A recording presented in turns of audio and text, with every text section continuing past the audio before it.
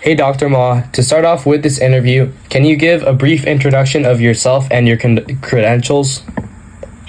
Yes, hi, I'm Dr. Norman Mah. I'm an anesthetist. I've been practicing for 20 years. I went to med school at Western, and I currently practice at Georgetown Hospital. All right, great. So my first question for you today is, can symptoms of lactose intolerance be similar to symptoms of serious gastrointestinal conditions? And what would you do to assess these patients? That's a great question. So, yes, absolutely. Symptoms of lactose intolerance, such as bloating, diarrhea, abdominal pain, gas, can mimic more serious gastrointestinal conditions, such as celiac disease, inflammatory bowel disease, and irritable bowel syndrome. So to assess these patients, I would start first with a history. So ask questions about the symptoms.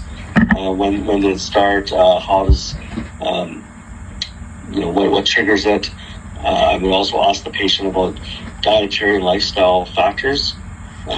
What kinds of food trigger or cause these symptoms to come on?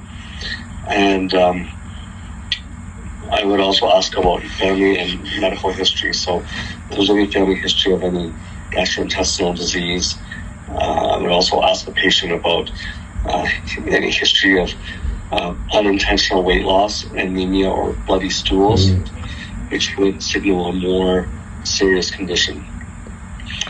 Next, a physical exam would be appropriate. So checking the abdomen and looking for signs of malabsorption and inflammation.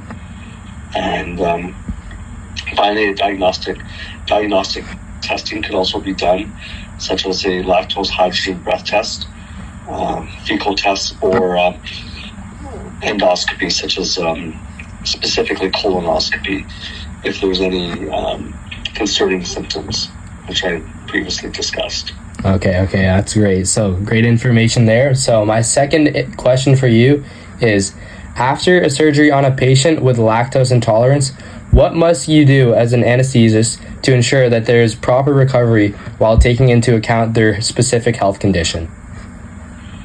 Okay, so after surgery, it would be important for the patient to maintain a proper nutrition and diet management. So they should avoid dairy-based hospital food, such as milk, yogurt, cheese, and ensure that any protein shakes or oral nutrition supplements are lactose-free. They should be encouraged to eat digestible, easily digestible, nutrient-dense foods, such as meat, fish, egg, and tofu, as well as fiber-rich foods.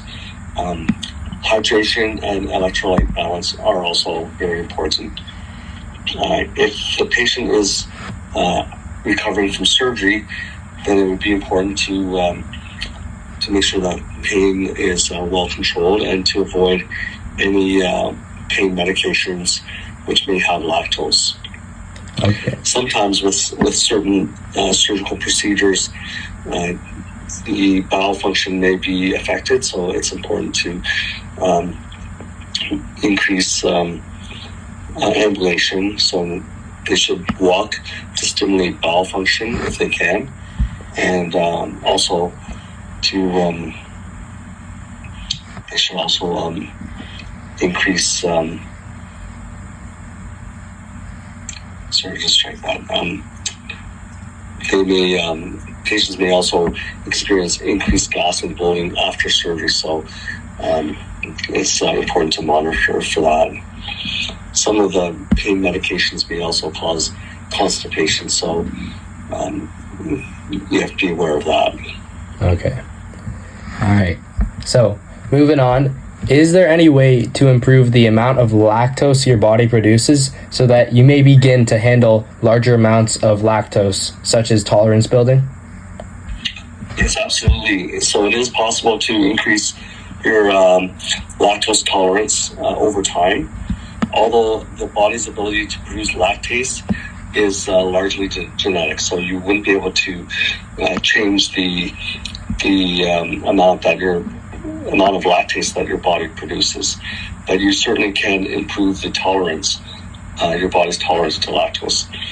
So the first thing would be to use tolerance building. So start with small amounts of lactose-containing foods and gradually increase the intake over the course of a few weeks to months.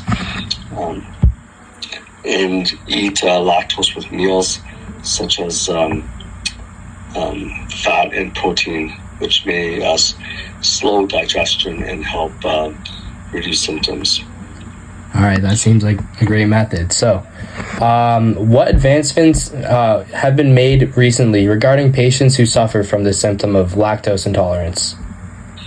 So, recent advances in lactose intolerance mainly have focused on improving diagnostic methods and also some effective treatments.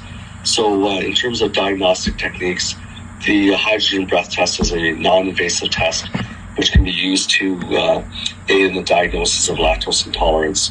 There's also genetic testing, which may also be used. In terms of treatment, lactase supplementation is a good method to help patients with lactose intolerance. So just eating, using lactase enzyme supplements, which would help to reduce your symptoms. All right. Okay, and then are there any other health problems that could worsen or add onto the effects of lactose intolerance? Yes, so there's several health conditions which can worsen or amplify the effects of lactose intolerance, which makes the symptoms more severe. So some of these may be gastrointestinal disorders, which I previously mentioned. So celiac disease can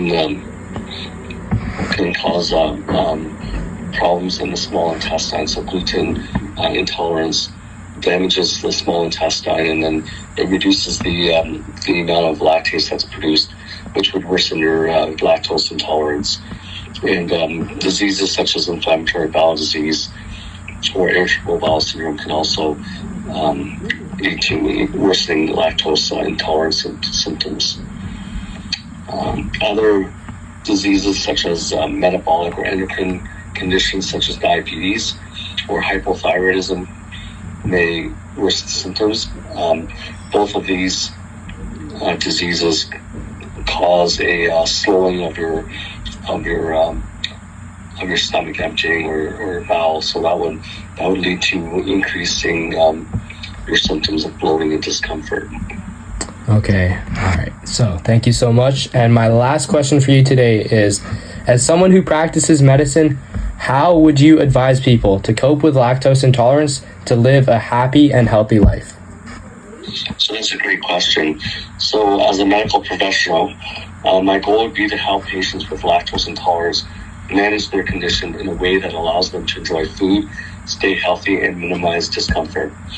So first, I would advise them to find their personal tolerance level. So the lactose intolerance varies by individual. So some people may tolerate small amounts of dairy while others cannot. So you may start with an elimination diet.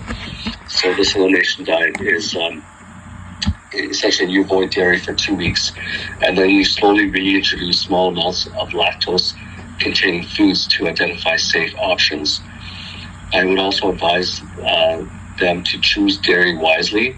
So perhaps eating low lactose dairy options such as hard cheeses, Greek yogurts, or lactose-free milk. Also plant-based alternatives is also a good option. So oat, almond, soy, or coconut milks are great substitutes. The use of lactase supplements when needed is also a good option. And just essentially eating a gut healthy diet. So foods that are probiotic rich, such as yogurt, kimchi, or sauerkraut. And also prebiotic foods such as bananas, garlic, onions. These all help to maintain digestion. And so essentially just eating healthy, staying active and well hydrated. These will all help in managing your lactose intolerance. Lactose intolerance doesn't mean you have to give up delicious food or a happy life. With smart dietary choices, supplements, and gut-friendly habits, you can still enjoy meals without discomfort. All right. So thank you so much for your time. These were some amazing answers to these questions that I had for you. It was really great speaking with you. Yeah, it was my pleasure. Nice chatting with you. Yeah. And best of luck to you. Thank you. Bye-bye.